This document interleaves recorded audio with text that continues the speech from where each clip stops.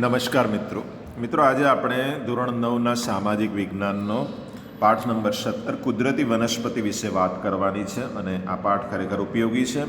તમને કામ લાગે તો એને લાઈક કરો, એને સબસ્ક્રાઈબર તો અવશ્ય કરો અને શેર પણ કરો તમારા સર્કલની અંદર. આજે આપણે જોઈ રહ્યા છીએ કુદરતી વનસ્પતિ વિશે. ભાઈ, દુનિયાની અંદર બહુ બધા અલગ અલગ પ્રકારના ઝાડો થાય છે અને હું તમને કહું, ભારતની વાત કરું તો એટલા બધા વૈવિધ્યસભર ઝાડો છે કે દુનિયાની અંદર વૈવિધ્યસભર ઝાડો જો જોવા જાય તો ભારતનું સ્થાન 10મું છે, ઇમ્પોર્ટન્ટ છે, અને એશિયા ખંડમાં 4થા નંબરનું છે. જ્યાં વૃક્ષોનો સમૂહ ભેગો હોય એને આપણે શું કહીએ? સમૂહને કુદરતી વનસ્પતિ કહેવાય. આપણે ત્યાં છૂટાછવાયા એક જોઈએ ઝાડ, એને આપણે ઝાડ કહીએ છીએ, પણ જ્યાં ઝાડોના ઝુંડ હોય તેને વનસ્પતિ કહેવાય. હવે આ કુદરતી વનસ્પતિમાં રહેલી વિવિધતા છે ને, એના આધારે કઈ રીતના આવું વિવિધતા આવી જોવા મળે તમને? આવા બધા જુદા જુદા પણ શાના લીધે જોવા મળે? તો 5 વસ્તુ છે. એક તો ભૂપૃષ્ઠ, એનું એટમોસ્ફિયર કેવું છે, તો બીજું એની જમીન કેવી છે, એના આધારે જુદા જુદા પ્રકારના ઝાડ જોવા મળે. તાપમાન, હવે તમે કચ્છના રણના ઝાડ જોવા જુઓ તો સૂકા જોવા મળે, એને બદલે તમે દક્ષિણ ભારતમાં જાઓ તો ઝાડ જુદા, અસમ બાજુ ઝાડ જુદા જોવા મળે, કારણ કે એની જમીન જુદી છે. તાપમાન બધાનું સરખું નથી. આપણા ગુજરાતની અંદર અમદાવાદમાં 45 ડિગ્રી તાપમાન હોય, બરાબર. હવે એ તમે શિમલામાં જાઓ તો 10 ડિગ્રી તાપમાન હોય, તો ઝાડોમાં ફરક આવવાનો જ છે. સૂર્યપ્રકાશ બંનેમાં અલગ અલગ હોય, વરસાદનું પ્રમાણ અને ભેજનું પ્રમાણ, આ 5 વસ્તુના કારણે ઝાડ જુદા જુદા તમને જોવા મળશે. આપણે ભૂપૃષ્ઠ કેવું છે ખબર છે? હવે દાખલા તરીકે તમે આ બાજુ જાઓ, હિમાચલ પ્રદેશમાં જાઓ, અરુણાચલ પ્રદેશમાં જાઓ અને આ બાજુ કચ્છમાં જાઓ, તો બંનેની અંદર વરસાદ સરખો. એક બાજુ રણ પ્રદેશ છે, પેલી બાજુ હરિયાળો પ્રદેશ છે. ત્યાં વરસાદ 200 સેમી જેટલો પડે, અહીંયા 20 સેમી જેટલો વરસાદ પડે છે. એટલે વનસ્પતિમાં ફરક પડવાનો, એટલે વિવિધતા આવવાની.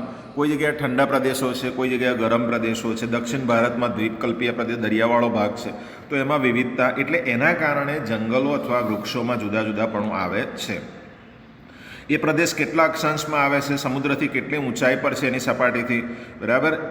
વધુ વરસાદ, કોઈ જગ્યાએ વધારે વરસાદ પડતો હોય, કોઈ જગ્યાએ સૂર્યપ્રકાશ વધારે મળતો હોય, બરફવાળા પ્રદેશોમાં સૂર્યપ્રકાશ ઓછો મળે તો ત્યાંની વનસ્પતિ અલગ હોય, શંકુ આકારની વનસ્પતિઓ હોય. એટલે ભારતમાં વરસાદનું વિતરણ પણ સરખું નથી. કોઈ જગ્યાએ વધારે પડે, કોઈ જગ્યાએ ઓછો પડે, એના આધારે પણ ઝાડમાં વિવિધતા રહે છે. હવે એ જે વિવિધતા જે છે ને ઝાડોમાં, એ ઝાડોની વિવિધતાને આધારે આપણે જોવા જઈએ તો ભારતમાં 5000 જાતના વૃક્ષો જોવા મળે છે મિત્રો, અને 450 વૃક્ષો તો એવા છે જે વ્યાપારી દૃષ્ટિએ મહત્ત્વના છે, જેના આધારે આપણે કમાણી કરી શકીએ છીએ. અને 15000 જેટલા પ્રકારના ફૂલ છોડો પણ ભારતમાં થાય છે, જે વિશ્વના લગભગ 6% છે. દુનિયાના 6%, અહીંયા 15000 પ્રકારના ફૂલ છોડો, દુનિયામાં આપણા 6% આપણે આ પ્રોડક્શન કરીએ છીએ. હવે ઘણી બધી વનસ્પતિઓને તો ફૂલ જ નથી થતા, એના અપુષ્પ વનસ્પતિ કહેવાય. એઝ ફોર એક્ઝામ્પલ તરીકે, દાખલા તરીકે હંસરાજ, શેવાળ, કુંજાઈ, આ બધાને શું કહેવાય, ફૂલ થતા નથી. ભારતની અંદર કેટલી વનસ્પતિઓ એવી છે જે આપણને દવામાં બહુ જ કામ લાગે છે.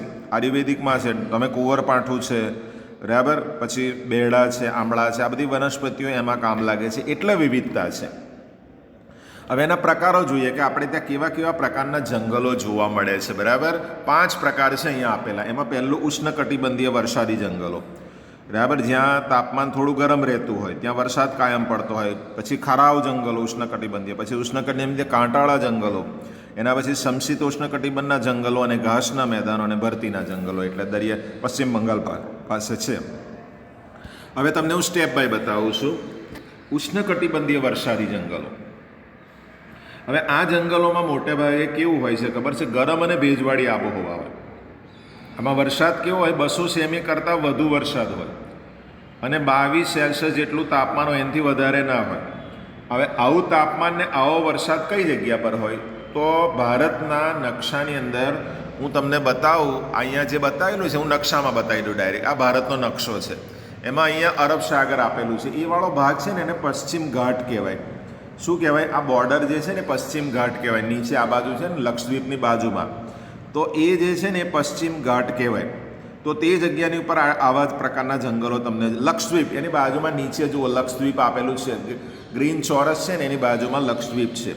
એની આગળ તમે જુઓ, બરાબર, તો એની અંદર પણ તમે જોશો તો ત્યાં પણ આ પ્રકારનું વાતાવરણ જોવા મળશે. લક્ષદ્વીપ, આંદામાન નિકોબાર, આ બાજુ આંદામાન નિકોબાર ટાપુ છે, બરાબર. એની પૂર્વ બાજુ અસમના ઉપરી વિસ્તારો અને તમિલનાડુના તટીય પ્રદેશોમાં આ પ્રકારે તમને મોટે ભાગે આવા પ્રકારના ઝાડી ઝાખરાવાળા વિસ્તારો જોવા મળશે. હવે આપણે જોવાનું છે અહીંયા કયા કયા પ્રકારના વૃક્ષો થાય છે. અહીંયાના જે વૃક્ષો છે એ પહેલાં હું આગળના ટોપિક પહેલાં અહીંયા જ વાત કરી દઉં છું. અહીંયા મેહોગની થાય છે, અબનુસ થાય છે, રોઝવુડ થાય છે અને રબર જેવા વૃક્ષો આવા જંગલોમાં થાય છે. અને આ વૃક્ષો કેવા હોય છે ખબર છે? 60 મીટર કરતાં ઊંચા હોય, ઝાડી ઝાંખરાવાળા હોય, ભેજનું પ્રમાણ વધારે હોય. પાનખર ઋતુ જેવું કોઈ ઋતુ આવે ના, કાયમ હરિયાળા જંગલો રહે, એટલે આ જંગલોને લીલા જંગલો પણ કહેવામાં આવેલા છે. હવે હું તમને ઉષ્ણકટિબંધીય જંગલો વિશે વાત કરવા માગું છું. હવે પેલાની અંદર કેટલો વરસાદ 200 સેમી કરતાં વધારે જોઈએ, જ્યારે આ ઉષ્ણકટિબંધીય ખરાવ જંગલો એટલે સીધું, કારણ કે એમાં પાન ખરી જતા હશે. તો આ જંગલોમાં 70થી 200 સેમી કરતાં વધુ વરસાદ છે. અને મોટે ભાગે પૂર્વીય રાજ્યો એટલે તમે ખબર 7 સિસ્ટર્સ નામ સાંભળ્યું છે? મેઘાલય છે, અરુણાચલ પ્રદેશ છે, અસમ છે, સિક્કિમ છે, ત્રિપુરા છે. આ બધા રાજ્યોને ઇંગ્લિશમાં 7 સિસ્ટર રાજ્યો પણ કહેવામાં આવે છે. આ પૂર્વ ભારતના રાજ્યો છે. હું તમને નકશામાં એકવાર બતાવી દઉં છું. આ નકશો છે ને, એના તિબેટ લખ્યું છે ને, પછી ભૂતાન લખ્યું છે ને, બાંગ્લાદેશ. આ વચ્ચે ગ્રીન ભાગ છે ને, એ બધા આપણે કયા જંગલો કહેવાય? એને ઉષ્ણકટિબંધીય જંગલો, ખરાવ જંગલો અહીં જગ્યા પર જોવા મળે છે. તો એનો વિસ્તાર પણ કહી દઉં તમને. જુઓ, નંબર 1 ની અંદર ઉત્તર પૂર્વીય રાજ્યોમાં, ઉત્તર પૂર્વીય એટલે આ ઉત્તરનો ભાગ, આ તિબેટ લખ્યું ને ઉત્તર ભાગને, પૂર્વ એટલે ભૂતાનવાળો આ બાજુનો નીચેનો ભાગ છે ને, એને પૂર્વ ભારત કહેવામાં આવે છે. હિમાલયની તળેટી વિસ્તારની અંદર આટલા વિસ્તારોની અંદર આ પ્રકારના જંગલો જોવા મળે છે. એક તો ઓડિશા, પશ્ચિમ ઓડિશા, અહીંયા આ ઓરિસ્સા છે, આ અહીંયા આગળ છે ને આ બંગાળની ખાડી લખ્યું ને, આ ગ્રીન ભાગ બાંગ્લાદેશથી નીચેનો જે ભાગ છે ને એને કહેવાય ઓરિસ્સા. એના પછી છે ઝારખંડ આ બાંગ્લાદેશની બાજુમાં ઝારખંડ છે. પશ્ચિમ ઘાટ મેં તમને આગળ બતાવ્યો છે નકશામાં, અરબ સાગરથી નીચેનો, ગુજરાતથી નીચેનો ભાગ. અને પૂર્વીય ઢોળાવમાં વિંધ્ય અને સાતપાળ. પૂર્વીય ઢોળાવ એટલે આ બાજુ, આ કુદરતી વનસ્પતિ શબ્દ લખ્યું છે ને, આ બધો પૂર્વનો ઢોળાવ કહેવાય. તો આ જગ્યાની ઉપર આવા પ્રકારના જંગલો જોવા મળે છે. હવે આ જે જંગલો જે છે ને, એ જંગલોની અંદર કેવા કેવા પ્રકારના ઝાડ થાય? નંબર 1 આપણા દેશી ઝાડ થાય, સાગ, સાલ, સીસમ, ચંદન, ખેર અને વાંસ. આટલા પ્રકારના વૃક્ષો આ જગ્યાની ઉપર થતા હોય છે.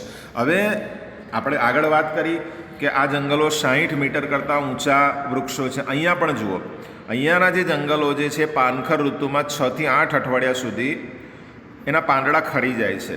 બરાબર? દરેક પ્રજાતિના વૃક્ષો પાન ખેરવી નાખવાનો ચોક્કસ સમય હોય છે. અને આ દરમિયાન પાન વિનાના હોતા નથી. એવું નહીં કે આટલા પછી પાછા પાન આવી જાય છે. એટલે જંગલો મોસમ પ્રમાણે પાન બદલતા હોવાને કારણે અને મોસમી જંગલો શબ્દ તમારે વાપરવાનો. ખરાવ જંગલોને મોસમી જંગલો પણ કહેવામાં આવે છે અને પેલાને લીલા જંગલો પણ કહેવાય. ત્યાર પછી ત્રીજા નંબરની અંદર જુઓ, ઉષ્ણકટિબંધીય કાંટાળા જંગલો. ઉષ્ણકટિબંધીય કાંટાળા જંગલો. હવે ઉષ્ણ એટલે થોડો ગરમ પ્રદેશ. આ સામાન્ય રીતે જંગલો 70થી સેમી કરતાં ઓછો વરસાદ, અહીંયા વરસાદ ઓછો એટલે સમજો ગુજરાત આવી જાય. આ પ્રકારના જંગલો ભારતના ઉત્તર પશ્ચિમ ભાગમાં. મિત્રો નકશો ફરીવાર જુઓ, ઉત્તર પશ્ચિમ ભાગ એટલે આ ઉત્તર પાકિસ્તાન લખ્યું છે ને, બધું એ તો વાયવ્ય કહેવાય, પણ એની ઉપર જે કોફી છે ને, જમ્મુ કાશ્મીર, એ ઉત્તર કહેવાય. હવે ઉત્તરની પશ્ચિમ એટલે આ બાજુ, પાકિસ્તાન બાજુ, અને એનાથી નીચે આવો ગુજરાત પાસે, આ ગુજરાત પાસે આવો એને ઉત્તર પશ્ચિમ કહેવાય. એની સાથે સાથે ગુજરાત, રાજસ્થાન, બરાબર, મધ્યપ્રદેશ અને ઉત્તર પ્રદેશ. આ ઉત્તર પ્રદેશ છે, પાકિસ્તાનની સામેનો ભાગ, નેપાળ લખ્યું ને એની નીચે ઉત્તર પ્રદેશ છે. તો આટલી જગ્યાની ઉપર કેવા જંગલો થાય છે? કાંટાળા જંગલો. હવે કાંટાળા જંગલો એટલે તમે સમજી શકો છો કે ગુજરાતમાં કઈ કઈ જગ્યા પર કાંટાળા જંગલો? તો એક તો બોરડી, બરાબર, બધાને ખબર છે, તમે બોર ખાવ છો ને, તો એ બોરડી પણ. પછી બાવળ, એ ખબર છે, જે દાંતણ બને છે તે બાવળ. પછી એના ઉપર આવે છે, શું આવે છે? બાવળ. થોર તમે જોયો છે, પેલું દૂધ નીકળે છે કાંટા જોડતા, ખીજડો, આ કચ્છ આ બાજુ થાય છે, કચ્છ બાજુ. આ પ્રકારના વૃક્ષો તમને જોવા મળશે. અહીંયાના વૃક્ષોની વિશેષતા જુઓ, લાંબા હોય, મૂળ એના લાંબા, ઊંડા અને ચારે બાજુ ફેલાયેલા હોય. અહીંયા જેટલા ઝાડ છે, તમે બાવળ જુઓ, બોરડી જુઓ, એના આ મોટા મોટા મૂળિયા હોય, જેથી બાષ્પ નિષ્કાશનની પ્રક્રિયા ધીમી થાય છે. બાષ્પીભવનની પ્રક્રિયા ધીમી થાય એ વૃક્ષો છૂટાછવાયા આવેલા છે, છૂટાછવાયા વૃક્ષો છે. એવું નથી કે ઝુંડમાં મોટા મોટા જંગલો છે. આપણા ગુજરાતમાં લગભગ એવું જ છે, ખાલી તમે આ બાજુ આહવા ડાંગના જંગલો છે થોડા, બાકી બીજા બધા બહુ ઓછા છે. ત્યાર પછી સમશીતોષ્ણ જંગલો અને મેદાનો, હિમાલયની વનસ્પતિઓ આપણે જોઈએ. હવે હિમાલય પર કઈ કયા પ્રકારની વનસ્પતિઓ થાય છે? હિમાલય ઊંચાઈના આધારે થાય છે. તમે હિમાલયમાં 1000 મીટરથી 2000 મીટરની ઊંચાઈ પર જાઓ ને તો તમને ઉત્તર પૂર્વીય ઊંચા પહાડી પ્રદેશો છે ઉત્તર પૂર્વીય એટલે કયા આગળ મેઘાલય, અસમ, અરુણાચલ પ્રદેશ એ જગ્યા પર, એ જગ્યાની ઉપર પશ્ચિમ બંગાળ, ઉત્તરાખંડના પહાડી વિસ્તારો, એ જગ્યાની ઉપર સમશીતોષ્ણ કટિબંધીય જંગલો છે, ત્યાં ઓક, ચેસ્ટનટ અને મુખ્ય વનસ્પતિ છે, ઓક અને ચેસ્ટનટ. ત્યાર પછી તમે એનાથી ઉપર જાઓ, હિમાલયમાં 1500થી 3000 મીટર ઉપર જાઓ ને ત્યાં દક્ષિણના ઢોળાવો છે, બરાબર, હિમાલયની ઉપર. પછી પૂર્વીય ઊંચાઈવાળા વિસ્તારો છે, એને ઉપરનો જે ભાગ છે તે એમાં શંકુદ્રુમ જંગલો. એકદમ ઉપર જાઓ, બરાબર, તો એમાં કયા કયા પ્રકારના પાઇન, દેવદાર, સિલ્વર, ફર અને સ્પ્રુસ, આ પ્રકારના વૃક્ષો આ વૃક્ષો હું તમને થંબલીન ઉપર જે આવે ને એની ઉપર બતાવીશ તમને હું. ત્યાર પછી એનાથી ઉપર જાઓ, હિમાલયના 3600 મીટરથી વધુ ઊંચાઈવાળા વિસ્તારો છે, એની ઉપર હિમાલયના ઊંચા પહાડી વિસ્તારો છે ને, હિમરેખા જ્યાં આપણે ગ્લેશિયરો હોય ને એ જગ્યાએ અલ્પાઇન અને તુન્દ્ર ગ્રાસ વનસ્પતિ, તુન્દ્ર પ્રકારના, એમાં સિલ્વર, પછી ફર અને જુનિફર બર્ચ, આવા પ્રકારના વૃક્ષો હિમાલયના શંકુદ્રુમ જંગલોમાં વિસ્તારોમાં શંકુ આકારના ક્રિસમસ ટ્રી જેવા હોય, જેની ડાળીઓ જમીન તરફ નમેલી હોય. એના વિશેષતા એ છે કે ત્યાં બરફ પડે. આ કુદરતી રચના જ છે કે ત્યાં બરફ પડે અને પાન એવા હોય, લીસા હોય, કે જેવો બરફ પડે ને કે સરી જાય. ત્યાંના ઘરો પણ એવા લીસા ના હોય પણ શંકુ આકારના હોય. વૃક્ષોના પાન લાંબા હોય, યાદ રાખજો, અણીદાર હોય અને ચીકાસવાળા હોય, જેનાથી શું થાય, આ પ્રકારના પાન લાંબા સમય સુધી ભેજને સંગ્રહી શકે છે. અને ત્યાર પછીનો મુદ્દો આવે છે ભરતીના જંગલો, જેને આપણે બીજો શબ્દ છે મેનગ્રુવ જંગલો. મિત્રો, મેનગ્રુવ જંગલો એટલે ભરતીના જંગલો, અને ભરતીના જંગલો પશ્ચિમ બંગાળની ખાડી પાસે તમને જોવા મળે. એક તો દરિયા કિનારે મુખ ત્રિકોણ પ્રદેશમાં ભરતીના જંગલો, ખાસ કરીને બંગાળની ખાડી અને ગુજરાતના કેટલાક દલદલીય વિસ્તારોની અંદર આ પ્રકારના દલદલીય વિસ્તારો એટલે કિચડ જેવી જમીન હોય, તમે માણસ પડે તો બહાર ના નીકળી શકે, એમાં સુંદરી અને ચેર થાય. બે પ્રકારના લાકડા થાય, સુંદરી અને ચેરનું લાકડું એની અંદર થઈ શકે છે. ત્યાર પછી મિત્રો આપણે એને વાત કરવાની છે તમારી સમક્ષ જંગલોની પેદાશો અને તેની ઉપયોગિતા. આપણે જે જંગલો છે ને, બહુ ઇમ્પોર્ટન્ટ ક્વેશ્ચનો છે આ બધા, આમાંથી પૂછાય જ છે તમારી 9માની પરીક્ષાની અંદર. જંગલો એ માનવજાતને અનેક રીતે ઉપયોગી છે, બહુ બધું કામ લાગે છે. એની અંદર ઇમારતી લાકડું તો આજે મળતું નથી, શાક, સાલ, ફર્નિચર આ બધું બનાવવા માટે, દાખલા તરીકે સુંદરીનું ઝાડ છે, બરાબર, એમાંથી હોડીઓ બને છે. ત્યાર પછી હિમાલયના પ્રદેશોમાં દેવદાર થાય છે, બરાબર, દેવદાર અને ચીડ થાય. એની અંદરથી તમે જે ક્રિકેટ રમો છો ને એમાં એના મેદાનો, એના મેદાન નહીં, રમતગમતના સાધનો એટલે બેટ બને છે, હોકી બને છે. પછી ચાની જે પેલી પેટીઓ બને ને, જે દવાના પેકિંગોના ખોખા બને છે એની અંદરથી, કારણ કે એ પોચું લાકડું હોય છે. ત્યાર પછી ચીડનો રસ હોય ને એમાંથી ટર્પેન્ટાઇન બને છે, ચીડના રસમાંથી ટર્પેન્ટાઇન પણ બનાવવામાં આવે છે. મેં લીટીઓ દોરેલી છે, એ લાકડાઓ જ્યાં જ્યાં મળે છે ને. ટર્પેન્ટાઇન પછી એકલું એવું નથી, એમાંથી સુગંધીદાર તેલ પણ બને છે, સૌંદર્યવર્ધક બનાવટો પણ બને છે. તમે સાપુતારાની આસપાસ જાઓ તો વાંસમાંથી ટોપલા ટોપલી બનાવવા છે, રમકડા, આ બધી વસ્તુઓ. એ ઉપરાંત લાખ, રાળ, મધ, ગુંદર આ બધું તો જંગલોમાં થતું જ હોય છે. અને ઔષધિઓ, બરાબર, મેં તમને કીધેલું કે હરડે, પછી બેડા, અશ્વગંધાસ, બરાબર, એ આંબળા, આ બધી વનસ્પતિઓની દવાઓ પણ બને છે. કુંવરપાઠું, આના દ્વારા દવાઓ બને છે. તો કઈ કઈ વસ્તુ ઉપયોગી છે એના એક ચાર્ટ પણ આપણે જોઈ લઈએ. સર્પગંધા, જે તમને લો પ્રેશર હોય ને, હાઈ પ્રેશર હોય એમાં કામ લાગે, આ જે દવાઓ છે. પછી લીમડો, એની અંદર જીવાણુ પ્રતિરોધક છે, તમારી અંદર કોઈ વાયરસ બેસતો હોય તો બી એને એન્ટર ના થવા, બરાબર, તમારી રોગ પ્રતિકારક શક્તિ વધારે. તુલસી જે છે એનાથી તમને શરદી, ઉધરસ, તાવ બધું મટી જાય છે. અર્જુન સાદળ હૃદય રોગની સારવાર માટે કામ લાગે. બીલી, વાત, કફ થયો હોય ને તેના માટે પણ કામ છે. ગળો, તમને ડાયાબિટીસ, મધુપ્રમેહ એને ડાયાબિટીસ કહેવાય. તાવ, સાંધાના દુખાવા એનાથી મટી જાય છે. હરડે, કબજિયાત થઈ હોય ને, પેલી કાળી ગોળીઓ આવે ને, વાળ અંગેના રોગો પણ એનાથી વાળ થોડા ફૂટે છે એવું માનવામાં આવે છે. આમળા, વાયુપિત્તને દૂર કરે છે. તમે બસમાં ટ્રાવેલિંગ કરતા હોય ને અમુક લોકોને પેલી વોમિટિંગ થતી હોય ને તો એ સમય દરમિયાન આમળા તમે સાથે રાખતા હોય ને, સૂકા આમળા, તો કામ લાગે. કરંજ, ચામડી અને દાંતના પેઢાના રોગો માટે પણ કામ લાગે છે. એ ઉપરાંત ખાખરાના પાનમાંથી તમે પતરાળા પડિયા બનાવો છો. ખેરના લાકડામાંથી તમે પેલું પાન ખાઓ ને એનો કાથો પણ બને છે. ટીમરૂના પાનમાંથી પણ બીડી બનાવવામાં આવે છે. એટલે જંગલો વનસ્પતિ વનવાસી પ્રજાની, જંગલોમાં જે લોકો આદિવાસી રહે છે લોકો એનાથી પોતાનું જીવન ચલાવે છે, એમાંથી લાખ રાળ મધ વેચે, લાકડા વેચે. માનવ જીવનને સામાજિક અને આર્થિક વિકાસમાં યોગદાન જંગલોનું બહુ મોટું છે. તો આ થઈ જંગલોની પેદાશો અને તેની ઉપયોગીતા. ત્યાર પછી પર્યાવરણીય મહત્વ. આ બધા ચાર્ટ બનાવવા જેવા છે મિત્રો. જંગલો આપણને પહેલું શું આપે છે તે જોઈએ. વરસાદ લાવવામાં ઉપયોગી થાય છે. બીજું, વિષમ બનતું અટકાવે. વાતાવરણને વિષમ બનતું એટલે બહુ ઠંડી ના લાગે ને બહુ ગરમી ના લાગે, એને વિષમ કહેવાય. પ્રાણવાયુ આપણને, આપણો ઓક્સિજન તો જંગલો પાસેથી મળે છે, એ તો આપણા ફેફસા છે. જંગલો પૂર નિયંત્રણ કરે. બહુ પૂર આવ્યું હોય ને તો પેલા જમીનમાં વૃક્ષો ચોંટેલા હોય એટલે પૂરની સ્પીડ ઘટાડે. કાર્બન ડાયોક્સાઇડ જેવા હાનિકારક વાયુ છે એને શોષવાનું કામ ઝાડ કરે છે. ભૂમિગત જળ, જમીનની સપાટીમાં પાણી છે, એ પાણીને બહુ ઊંડે સુધી ના જવા દે, બરાબર, એને ઉપર લાવે એટલે ભૂમિગત જળને જાળવી રાખવાનું. જંગલો રણને આગળ વધતું અટકાવે છે. પેલા દાખલા તરીકે આપણે કચ્છના રણમાંથી બાજુમાં એસકે છે એટલે સાબરકાંઠા છે, એમાં પેલી રેતી ઉડી ઉડીને બાજુમાં આવે છે, એને અટકાવવાનું કામ જંગલોને તમે લાઈનો કરી દો ને તો અટકી જાય. હવા પ્રદૂષણ, આપણે ત્યાં ઝાડ હશે તો આસપાસનું વાતાવરણ ચોખ્ખું રહેશે, પણ ઝાડ નહીં હોય તો પ્રદૂષણ બહુ રહેશે. જંગલો કુદરતી સૌંદર્યમાં વધારો કરે છે. આપણે બધાને, તમે લેપટોપ, કોમ્પ્યુટર કે મોબાઈલની અંદર તમે સિનેરી રાખો છો, જંગલોના જ હોય. જંગલો હવાને શુદ્ધ રાખે છે, તમને બધાને ખબર છે. કુદરતી આશ્રય પણ આપણને પૂરો પાડે છે. સાથે સાથે સાહસિક પ્રવાસન પ્રવૃત્તિઓ માટે, તમારે કોઈને પ્રવાસ કરવો હોય, ફરવું હોય, એના માટે પણ જંગલો જોવાલાયક સ્થળો છે. પછી ઉદ્યાનો, રાષ્ટ્રીય ઉદ્યાનો, અભયારણ્યો, જૈવ વિવિધતા ક્ષેત્રો, આ બધા જંગલો પર આધારિત છે, એના આધારે જ બને છે. આવા જંગલો શાના લીધે નાશ પામે છે? તો એને સંરક્ષણની જરૂર છે. એક તો વનસ્પતિ જીવન, પ્રાણી જીવન અને માનવ જીવનના આંતર સંબંધોથી પારિસ્થિતિક તંત્રનું સર્જન થાય છે, બરાબર. જેના આધારે માનવ જીવન વિરોધી પ્રવૃત્તિઓ, આપણે ઘણી બધી માનવ જીવન વિરોધી એવી પ્રવૃત્તિઓ છે જેના કારણે માનસિકતા અને સ્વાર્થ વૃત્તિને કારણે આપણી માનસિકતા એવી છે કે જંગલોને કાપી નાખીએ. આપણી સેલ્ફિશ વૃત્તિ, આપણે પૈસા કમાવાની વૃત્તિ છે એટલે જંગલોનો આપણે વિનાશ કર્યો છે.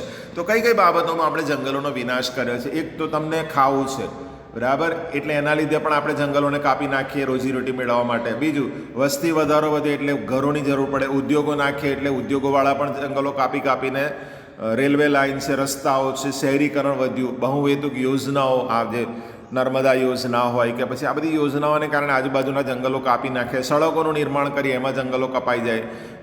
આદિવાસી લોકો લાકડા લાવે, એ કાપીને જંગલોને જ કાપીને લાવે. ઝૂમ ખેતી, આપણે આગળ વાત કરેલી છે કે જંગલોને થોડા સમય માટે સાફ કરી નાખે અને એમાં ખેતી કરવામાં આવે. દાવા ન લાગે. હમણાં ઓસ્ટ્રેલિયાના જંગલોમાં બહુ ભારે આગ લાગેલી, તો એના કારણે કેટલા પ્રાણીઓ મળી ગયેલા, જંગલો તો બળી જ જાય. આ બધા કારણોને લીધે જંગલોનો વિનાશ થાય છે. જંગલોના વિનાશ થવાથી પર્યાવરણમાં વિપરીત અસર થાય છે. શું અસર થાય? બરાબર, વરસાદનું પ્રમાણ ઘટવું, એના લીધે શું થાય છે? દુષ્કાળ, global warming, green house effect, પછી વન્યજીવો નિરાશ્રિત, આ બધો હરિતગૃહ પ્રભાવ, આ બધાને કારણે જંગલોના વિનાશથી થાય. એટલા કારણે આપણે 1952ની જે રાષ્ટ્રીય રણનીતિ કરીને એની અંદર રાષ્ટ્રીય જે નીતિ એ પ્રમાણે 33% જંગલો ભૌગોલિક વિસ્તાર આપણી પાસે હોવો જોઈએ, પણ આપણી પાસે કેટલો છે ભારતમાં? 23% છે. એની અંદર ગુજરાતમાં તો માત્ર 10% છે. ખાલી જગ્યા માટે યાદ રાખજો. એટલે જંગલોના વિનાશને અટકાવવું હોય તો આપણે જંગલોને બચાવવા પડે. સંસ્થાઓ છે, IUCN નામની ઇન્ટરનેશનલ યુનિયન ફોર કન્ઝર્વેશન નામની સંસ્થા છે, કામ કરે છે, અને એણે બહાર પણ પાડ્યું કે આટલા વૃક્ષો અત્યારે ભય હેઠળ છે, એટલે કદાચ ના પણ મળે. ખાખરો, ગુગર, નીલસોટી, શીશમ, આ બધા. હવે જંગલોનું જતન માટે આપણે શું શું કરી શકીએ એના વિશે સહેજ વાત કરી લો. જંગલોના જતન માટે આપણે ઘણું બધું 1952માં રાષ્ટ્રીય નીતિ બહાર પાડી, 1980માં સંસદમાં વન સંરક્ષણ અંગે અધિનિયમ બહાર પાડ્યો, 1988ની અંદર નવી રાષ્ટ્રીય વન નીતિ જાહેર કરવામાં આવી કે ભાઈ જંગલો આપણું રાષ્ટ્રીય સંસાધન છે, એની નૈતિક ફરજ છે, આપણે એને બચાવવું જોઈએ. વૃક્ષછેદન અટકાવવું એ ગેરકાયદેસર, વૃક્ષ કાપનારને કડક સજા પણ થવી જોઈએ. વન મહોત્સવો, વારે સામાજિક વનીકરણના કાર્યક્રમોમાં બધા સમાજને ભાગીદાર બનાવો. જમીન, નદી, રેલવે, સડકો, આ બધાની બાજુમાં વૃક્ષારોપણ અને સંવર્ધન કરો. રોડની બાજુમાં, નદીઓની આસપાસ, બરાબર, સામાજિક વનીકરણ, જ્યાં ખુલ્લી ગૌચર જમીન હોય એમાં વૃક્ષો વાવો. પર્યાવરણીય શિક્ષણ આપો સ્કૂલોમાં, શાળાકીય અભ્યાસક્રમો, પર્યાવરણ જાગૃતિ લાવો, બરાબર. પર્યાવરણને લગતા દિવસોની ઉજવણી કરો. તો કયા દિવસોની ઉજવણી કરે જેના કારણે લોકોને વૃક્ષોનું મહત્ત્વ સમજાય? તો ભાઈ 21મી માર્ચ, આ ખાલી જગ્યાઓ પૂછાય છે. 21મી માર્ચ વિશ્વ વન દિવસ છે. 22મી એપ્રિલ વિશ્વ પૃથ્વી દિવસ છે. 5મી જૂન વિશ્વ પર્યાવરણ દિવસ છે. બરાબર. અને જુલાઈ માસ તો આખો વન મહોત્સવનો છે અને 16 સપ્ટેમ્બર વિશ્વ ઓઝોન દિવસ પણ મનાવવામાં આવે છે. એટલે બીજું કે જંગલોની અંદર આગ ન લાગે એની પણ તમારે તકેદારી રાખવાની છે. ત્વરિત એને આગ લાગી હોય તો એને અટકાવવા માટે પૂરેપૂરો પ્રયાસ કરો, જેથી જંગલો અને પ્રાણીઓ બંને બચી શકે. ઉર્જા મેળવવામાં આવે, જેના કારણે લાકડાને સ્થાને આપણે સૌર ઉર્જા, બાયો ઉર્જા, પવન ઉર્જા બધાનો ઉપયોગ કરો તો લાકડું ઓછું વપરાય. બરાબર. તો એ પ્રમાણે પ્રચાર પ્રસાર માધ્યમો દ્વારા જંગલોનું મહત્ત્વ લોકોને સમજાવો. બાકી તો 2011ની અંદર વિશ્વ વન દિવસ તરીકે પણ જાહેર કરવામાં આવેલો અને સામાજિક વનીકરણનો ખ્યાલ પણ, એટલે સમાજના લોકોની ભાગીદારીથી પડતર જમીનની અંદર આવા પ્રકારના વૃક્ષો એ કરવામાં આવે છે. આ સાથે આપણો પાઠ પૂર્ણ થાય છે મિત્રો. અને લાઈક કરો અને સબસ્ક્રાઈબ જરૂર કરો, જેના કારણે તમને નવા નવા પાઠો પણ મળતા રહેશે. So thank you very much.